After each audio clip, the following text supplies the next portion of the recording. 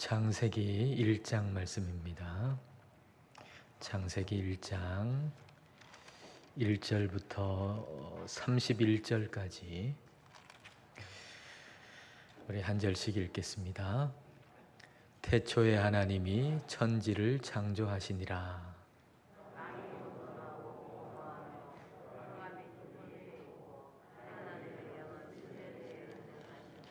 하나님이 이르시되 빛이 있으라 하시니 빛이 있었고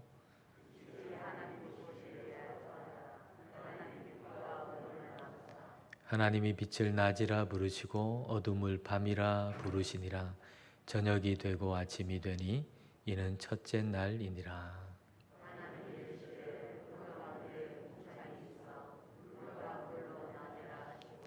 하나님이 궁창을 만드사 궁창 아래의 물과 궁창 위의 물로 나뉘게 하시니 그대로 되니라.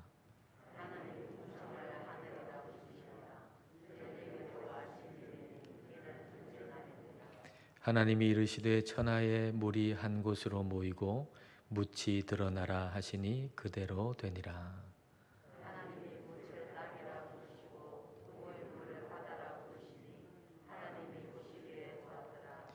하나님이 이르시되 땅은 풀과 씨 맺는 채소와 각기 종류대로 씨 가진 열매 맺는 나무를 내라 하시니 그대로 되어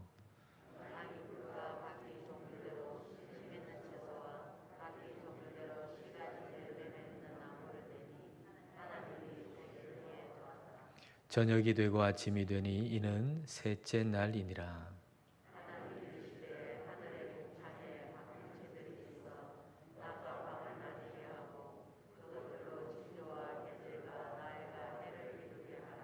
또 광명체들이 하늘의 궁창에 있어 땅을 비추라 하시니 그대로 되니라.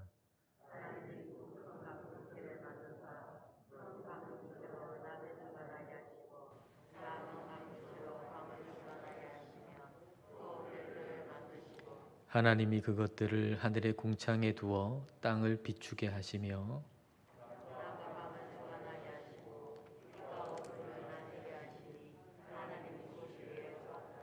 저녁이 되고 아침이 되니 이는 넷째 날이니라.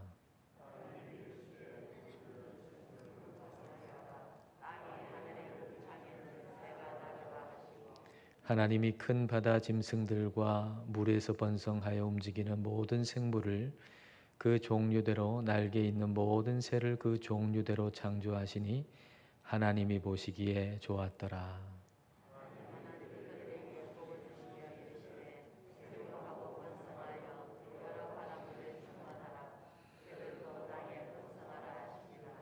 저녁이 되고 아침이 되니 이는 다섯째 날이니라.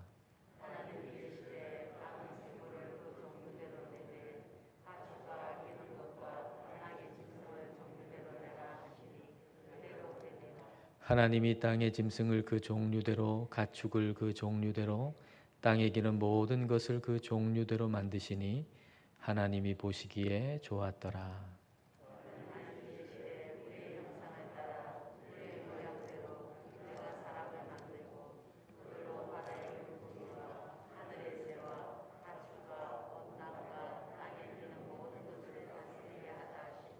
하나님이 자기 형상 곧 하나님의 형상대로 사람을 창조하시되 남자와 여자를 창조하시고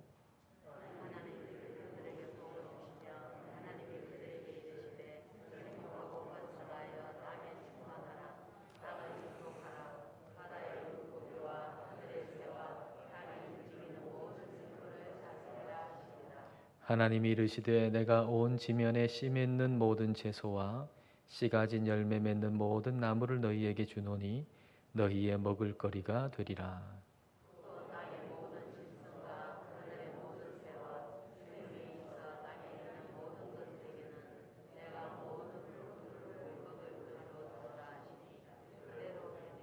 같이 읽겠습니다. 하나님이 지으신 그 모든 것을 보시니 보시기에 심히 좋았더라. 저녁이 되고 아침이 되니 이는 여섯째 날이니라. 아멘. 우리 인사하실 때 천지를 창조하신 하나님이 당신과 함께 하십니다. 그렇게 한번 인사할까요?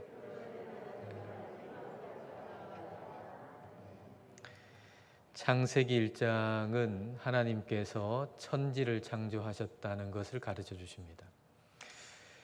이 세상에 있는 모든 것은 다 피조물이고, 그리고 그것을 만드신 분은 하나님 한 분밖에 없다라고 하는 것을 우리에게 가르쳐 주십니다.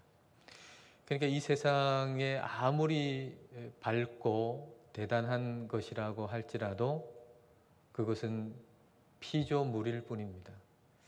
태양이 어마어마하게 밝고 태양 없으면 안 되는 것처럼 보이지만 태양도 피조물입니다. 어마어마한 큰 산, 그거 대단해 보이지만 역시 피조물입니다. 어떤 사람을 보면은 그 사람이 대단하게 보이잖아요. 근데 그 사람 역시도 피조물입니다. 이 세상에 있는 것, 그 어떤 것도 모두가 다 피조물이고, 그리고 그 모든 것을 지으신 분은 하나님 한 분밖에 없다.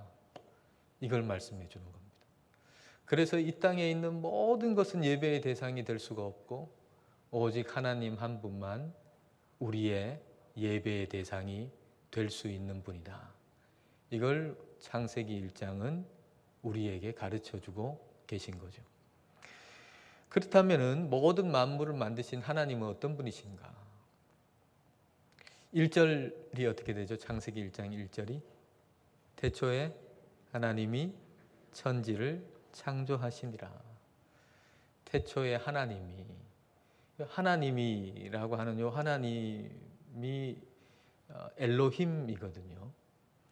엘로힘 히브리어로 엘로힘이라고 하는 요 단어가 엘이라고 하는 단어의 복수형이에요. 복수형. 근데 그 하나님이 천지를 창조하셨다. 하나님이 창조하셨다. 근데 하나님 엘로힘은 복수형인데 창조하셨다라고 하는 요 단어, 바라라고 하는 요 단어는 동사는 3인칭 단수형이에요. 이상하잖아요. 그러면 이제 1장 1절을 읽는 사람은 의문이 생길 거예요. 하나님은 도대체 한 분이신가? 여러 분이신가? 한 분이시면서 동시에 여러분인가? 여러분이면서 동시에 한 분이신 분인가? 이거 좀 헷갈릴 수밖에 없죠. 자, 26절을 여러분 보세요. 26절 전반절에 하나님이 이르시되 우리의 형상을 따라 우리의 모양대로 우리가 사람을 만들고, 하나님이 스스로를 우리라고 하시죠. 그러니까 하나님이 천지를 창조하신 이 하나님은 어떤 분이신가 하면 공동체로 존재하시는 하나님이에요. 우리는 알고 있죠. 삼위일체라고 하는 요 단어를 통해서 알고 있죠. 하나님은 공동체로서 존재하시는 하나님.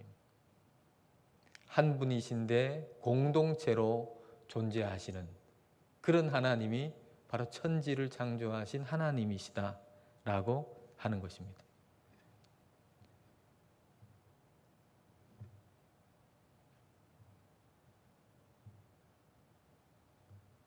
이게 안 넘어가네요.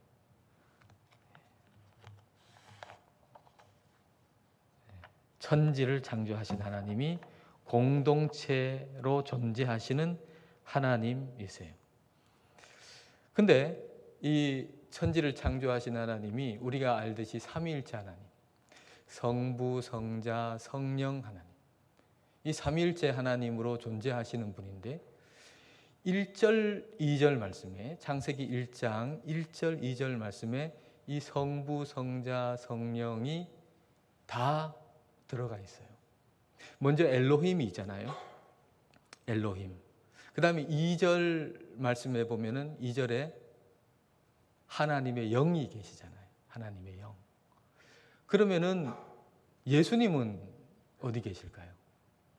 1절, 2절에 삼위일체 하나님이 다 들어가 있는데, 그러면은 예수님은 어디에 계신가? 예수님. 히브리어를 이제 연구하는 사람들은 바로 예수님이 태초에라고 하는 이 단어 속에 있다는 걸 발견했어요. 태초에. 여러분, 창세기의 제일 첫 단어가 뭐예요?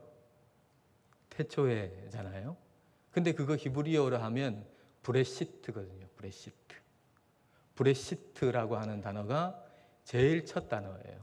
그래서 우리는 성경의 제일 첫 번째 성경 이름을 뭐라고 합니까? 창세기라 그러죠.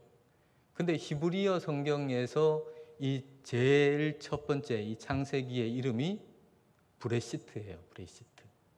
첫 번째 단어를 가지고서 이 창세기의 이름을 삼은 거죠. 브레시트. 근데 이 브레시트라고 하는 단어는 부라고 하는 단어가 무엇 안에라는 뜻이고, 레시트라고 하는 단어가 처음 또는 첫 열매라는 뜻이에요. 첫 열매. 그러니까 브레시트라고 하면은 이 단어의 의미가 뭐가 됩니까? 첫 열매 안에서라는 것이 되죠. 첫 열매 안에서. 그러면 첫 열매가 뭐겠어요? 첫 열매가 부활의 첫 열매 되시는 우리 예수님을 의미하는 거예요. 그러니까 그대로 우리가 그렇게 해석해 보면은 창세기 1장 1절은 하나님이 예수님 안에서 천지를 창조하셨다. 이런 의미가 되는 거예요.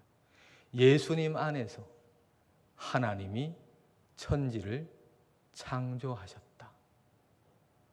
그러니까 이게 요한복음의 1장에 나오는 말씀하고 정확하게 일치하죠. 창세기 1장의 말씀하고 요한복음 1장의 말씀이 정확하게 일치하는 거예요. 자, 요한복음의 말씀을 한번 보십시다. 요한복음 1장 1절부터 3절. 요한복음 1장 1절부터 3절. 자, 같이 한번 읽어보겠습니다.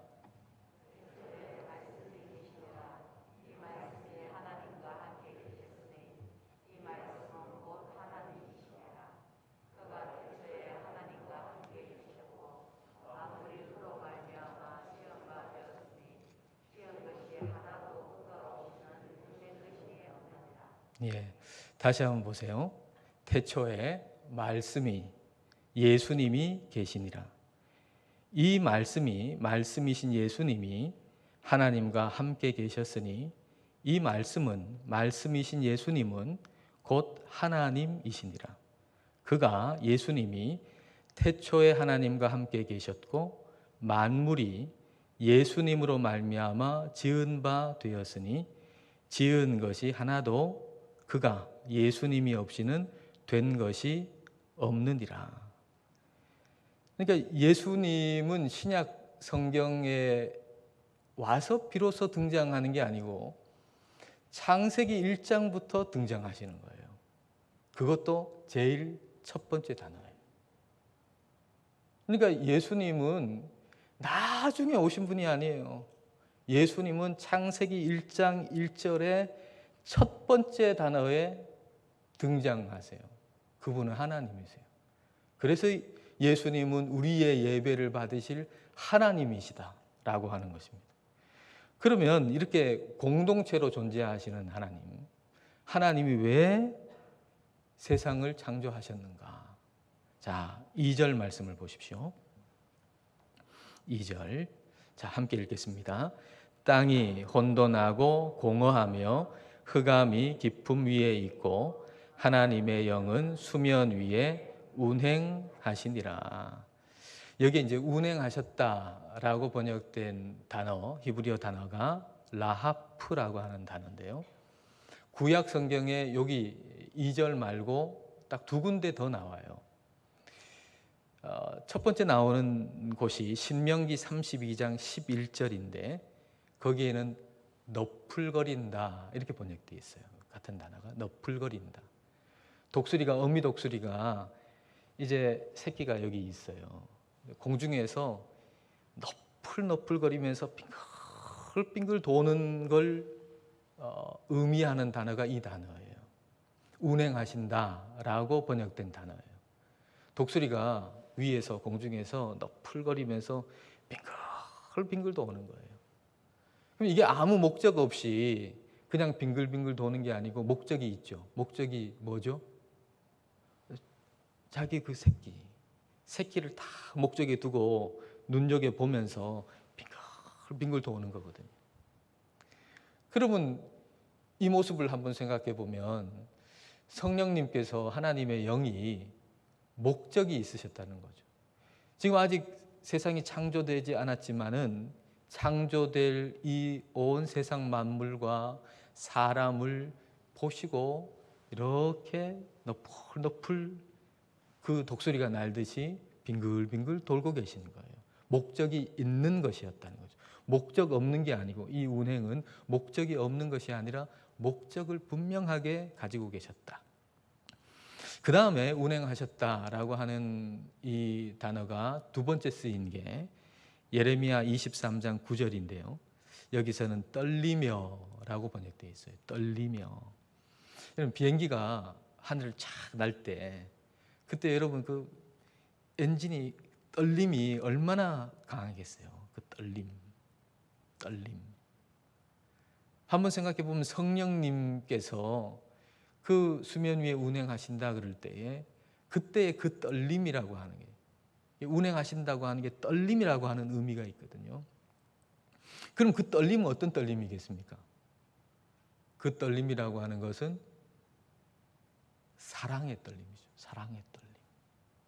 성령님께서 이 세상 그리고 인간을 만드실 때 그때 운행하셨다라고 할 때 그 떨림, 사랑의 떨림인데 그 사랑의 떨림, 하나님이 세상을 이처럼 사랑하사 라고 할 때 그 사랑, 그 사랑의 떨림인 거예요. 그러니까 하나님이 이 세상을 이처럼 사랑하셨다라고 그럴 때 그때 그것은 예수님의 십자가의 사랑으로 분명하게 드러나지만 예수님의 십자가의 사랑 그때 비로소 시작된 것이 결코 아니라는 거예요. 이 세상이 창조되기도 이전에 이미 우리를 향한 이 세상을 향한 하나님의 그 사랑의 떨림 그거는 말할 수 없는 그런 사랑이었다라고 하는 걸 우리는 알 수가 있죠. 그럼 하나님이 이렇게 사랑의 떨림으로 이 세상과 사람을 만드셨어요. 그러면 이 세상과 사람을 만드시고 사람한테 하게 하신 일이 있죠. 뭘 하게 하셨는가? 자, 26절을 여러분 보십시오. 26절입니다. 자, 함께 읽겠습니다.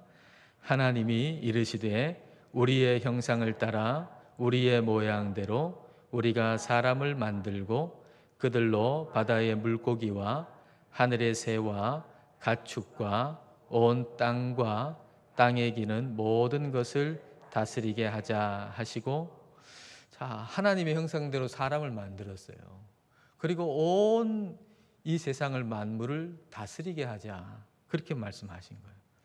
모든 만물을 하나님이 만드셨는데 근데 하나님께서 사람에게 그 모든 만물을 다스리게 하셨다는 거죠.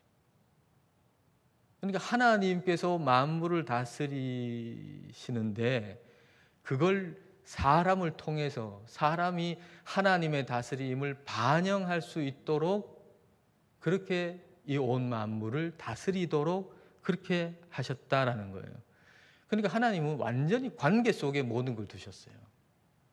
하나님과 나 사이에도 관계 속에 있잖아요. 그리고 자연 만물을 사람과의 관계 속에 둔 거예요. 그러면은 사람이 자연 만물을 다스리게 하셨는데 그 다스림이 하나님의 다스리심이 제대로 반영이 돼야 돼요. 그러려면 어떻게 해야 되나요? 우리가 하나님의 다스리심을 제대로 받아야죠. 우리가 사람이 하나님의 다스리심을 제대로 받아야 그래야 우리가 이 만물을 다스리는 데 있어서 하나님의 다스리심이 반영될 수 있게 할 수 있다라는 겁니다. 그러면 우리가 사람이 이 하나님의 다스리심을 제대로 받고 있다라고 하는 증거는 뭐가 될까요? 우리가 저와 여러분이 하나님의 다스리심을 제대로 받고서 이 자연 만물을 다스린다 라고 할 때 하나님의 다스리심을 제대로 받는 증거는 뭘까요? 증거는 뭐 여러 가지가 있겠지만 오늘 말씀을 통해서 볼 때 그것은 바로 이 자연 만물을 통해서 이 자연 만물 안에서 하나님을 보는 거죠. 하나님이 이 모든 자연 만물을 만드셨으니까 그 모든 자연 만물 속에서 하나님을 우리가 지속적으로 보고 있는가? 이게 하나님의 다스리심을 받는다는 증거가 되겠죠. 자, 로마서 1장 20절을 보십시오. 자, 로마서 1장 20절 함께 읽습니다. 창세로부터 그의 보이지 아니하는 것들 곧 그의 영원하신 능력과 신성이 그가 만드신 만물에 분명히 보여 알려졌나니 그러므로 그들이 핑계하지 못할지니라. 모든 만물을 하나님이 만드셨기 때문에 그분의 신성, 그분의 능력이 온 만물에 다 나타났다는 거예요. 그래서 아무도 하나님이 없다 이렇게 변명할 수 없다는 거죠. 하나님을 믿지 않는 사람도 자연 만물을 통해 가지고 하나님을 알 수 있다는 얘기입니다. 그렇다면 하나님을 믿는 저와 여러분은 말할 것도 없죠. 저와 여러분은 이 자연 만물 속에서 하나님을 발견하는 거, 그 하나님의 모습을 보는 거, 이거는 우리가 당연히 마땅히 해야 할 일이다라고 하는 겁니다. 그러니까 이 피조 세계를 통해서 우리가 하나님을 보고 하나님을 찬양하고 하나님을 예배하는 일은 우리가 마땅히 해야 할 일이라는 거예요. 마땅히.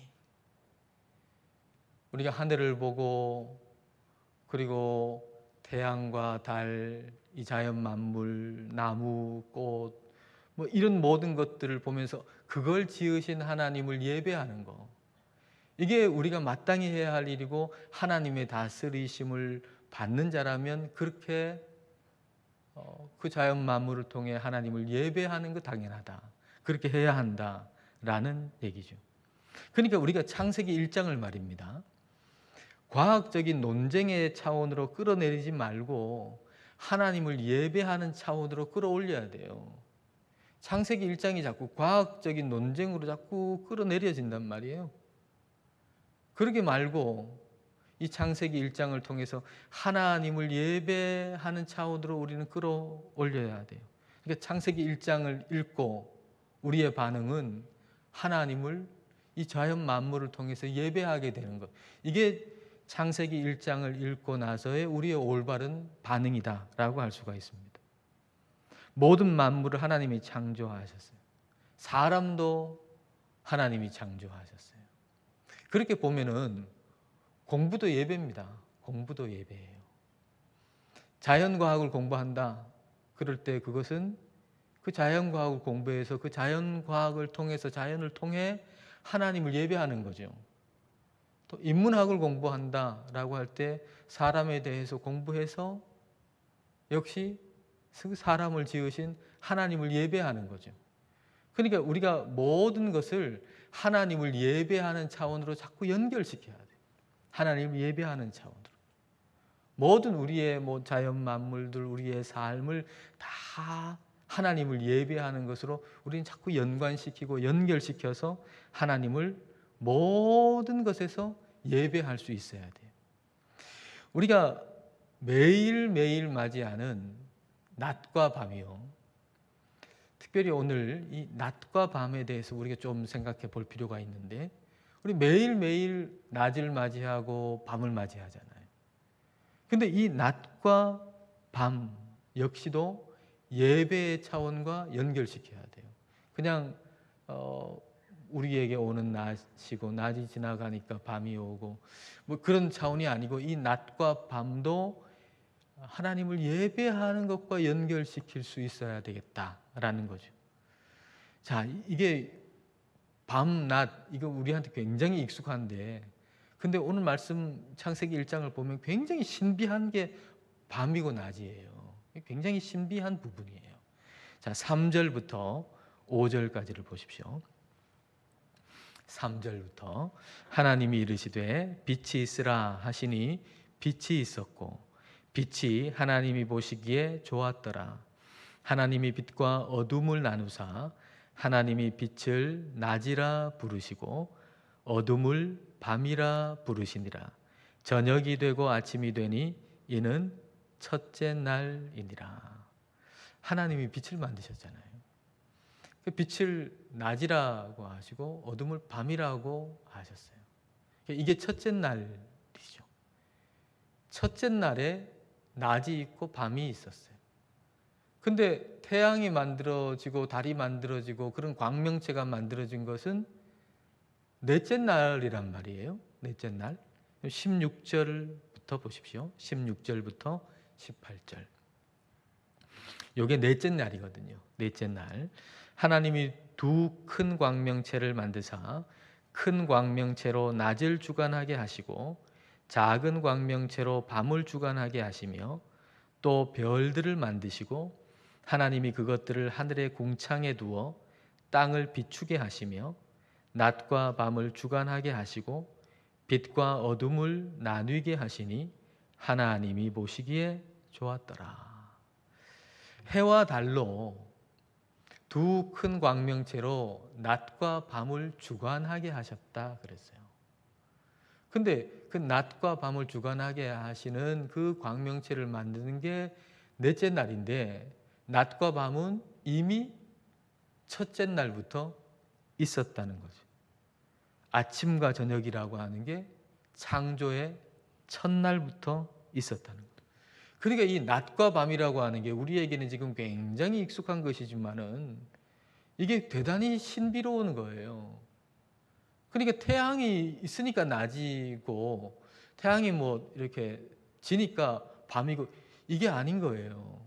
낮과 밤이라고 하는 것이 이게 창조의 첫날부터 있었던 우리 하나님이 낮이라 칭하시고 칭했다 그랬거든요. 낮이라 칭하시고 밤이라고 칭하시고 너는 낮이야 너는 밤이야 라고 그렇게 칭하신 것이 이게 낮이고 이게 밤인 거예요.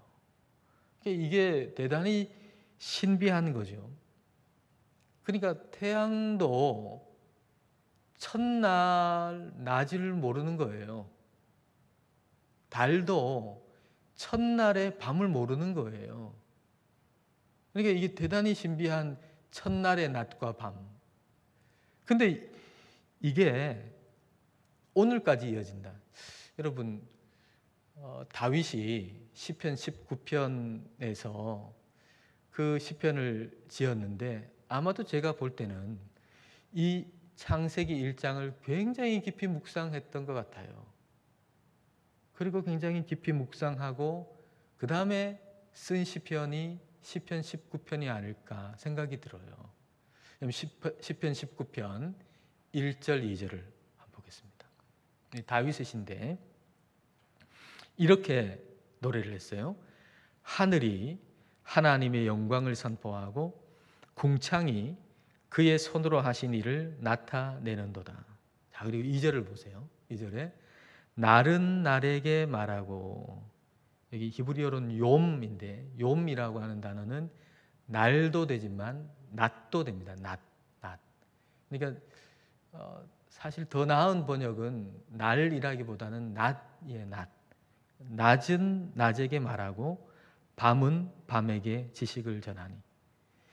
낮은 낮에게 말하고 밤은 밤에게 지식을 전한다. 저는 이제 이 구절 읽을 때마다 이게 뭘까 늘 마음이 궁금했어요. 이게 뭘까? 낮은 낮에게 말하고 밤은 밤에게 전한다. 이게 뭘까? 이게 어떤 모습을 얘기하는 걸까? 근데 이제 창세기 1장을 이렇게 읽고 묵상하면서 이런 모습을 떠올렸어요. 첫째 날의 낮 말입니다. 첫째 날의 낮은 너는 낮이야. 하나님이 그 낮을 칭하셔서 낮이다 그러셨는데 그 음성도 들었고 하나님이 하신 일을 안단 말이에요. 그래서 그 첫 번째 낮이 그 다음 낮에게 말하는 거예요. 하나님께서 말씀하신 거, 하나님이 하신 일을. 첫째 날 밤도 역시 하나님께서 하신 말씀과 하나님께서 하신 일을 또 그 다음 날의 밤에게 또 전하는 거예요. 그래서 첫째 날이 그 다음 날에게 낮에게 또 그 다음 낮에게 전하고 전하여 오늘 낮이 온 거예요. 오늘 낮이. 첫째 날 창조하신 그 첫째 날의 밤이 두 번째 날에게 전하고 선포하고 전파하고 또 그 다음 전파해가지고 오늘 밤이 온 거예요. 그럼 한번 생각해 보세요. 오늘 낮은 우리 하나님의 첫째 날 창조하신 그 감동을 고스란히 받은 오늘 낮이고, 오늘 밤은 첫째 날 우리 하나님께서 창조를 시작하신 그 감동을 고스란히 가지고 있는 밤인 거예요. 그러니까 이 낮과 밤이라는 게, 오늘의 낮과 밤이라는 게 보통 낮과 밤이 아닌 거죠. 그래서 이걸 알면, 이걸 깨닫게 되면 우리는 매일 낮과 밤 우리 하나님을 예배하지 않을 수가 없는 거예요. 하나님을 찬양하지 않을 수가 없는 거예요. 낮이 그렇게 매일매일 그렇게 전하면서 하나님을 노래하고 찬양하고 있고, 밤이 매일매일 그렇게 하나님 하시는 일을 전하면서 매일 밤 주님을 찬양하고 있으니까 그 낮과 밤을 우리가 깊이 좀 생각해 보면 이 낮과 밤에 하나님을 예배하지 않을 수가 없는 거죠. 그래서 하나님이 이스라엘 백성들한테 여러 가지 하나님 앞에 드리는 제사가 있잖아요. 그 중에 상번제가 있어요. 상번제. 상번제라고 하는 것은 항상 드리는 번제거든요. 항상. 근데 항상 언제 드립니까? 아침과 저녁에, 해질 때, 저녁에, 아침에, 낮과 밤에 드리는 거예요. 그래서 이 상번제를 하나님 백성들에게 상번제를 드리도록 한 이유가 아침과 저녁에 그렇게 제물을 드리면서 하나님을 예배하게 하셨다라고 하는 거, 이 창세기 1장 말씀하고 시편 19편의 말씀을 연결해서 생각해 보면 이게 낮과 밤, 이 낮과 밤에 하나님을 찬양하고 하나님을 예배하는 것이구나라고 하는 걸 우리는 생각하게 돼요. 그렇게 첫째 날 있었던 낮, 이 태양과 관계없이 있었던 낮, 첫째 날 있었던 밤, 그 신비로운 낮과 밤이 매일 우리에게 펼쳐지는데, 그래서 하나님은 매일 낮과 밤에 우리 하나님을 예배하기를 원하신다라고 하는 것이죠. 그래서 우리가 창세기 1장을 읽고 나서 해야 할 일은 뭘까? 그것은 매일 낮과 밤 하나님을 예배하는 거예요. 매일 낮과 밤을 그냥 예사롭게 보는 게 아니에요. 낮이 왔네, 또 밤이 왔네, 이게 아니고 이 첫째 날, 창조의 첫째 날 있었던 낮과 밤을 우리가 생각하면서 그 감동으로 낮과 밤에 우리 하나님을 예배하는 거, 이게 우리가 창세기 1장을 읽은 다음에 바뀌어야 할 우리의 자세라고 할 수가 있을 겁니다. 그렇게 할 때 우리는 하나님의 다스리심을 제대로 받을 수가 있고, 우리가 이 만물을 다스릴 때에 이 만물을 에덴으로 만들 수 있게 되는 것이죠.